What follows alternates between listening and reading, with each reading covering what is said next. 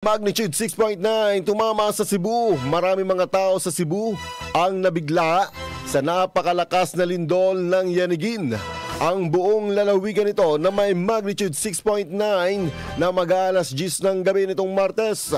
Marami na agad sa mga gusali ang nagka-damage, kabilang ang Ardiocesan Shrine of Santa Rosa de Lima sa Daan Bantayan, Cebu, kung saan ilang bahagi ng simbahan ang gumuho.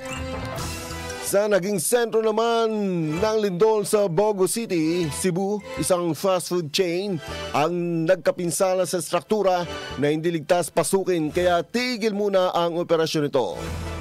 Biglang tumigil din ang mga motorista na nabagtas sa isang tulay sa Cebu sa ninang malakas na pagyanig.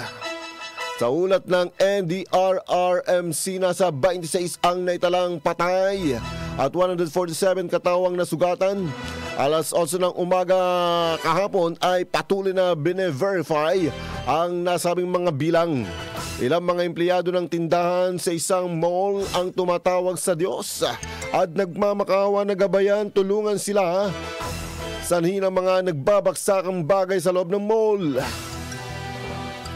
Samantalang 3 kawani ng Philippine Coast Guard na kalahok sa nagaganap na Mayor's Cup at isang BFP personnel ang nasawi ng tumama ang lindol.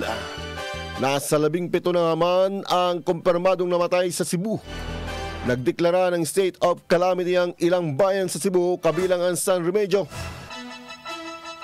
dahil sa umaakyat na umano sa 66 ang nasawi sa lindol.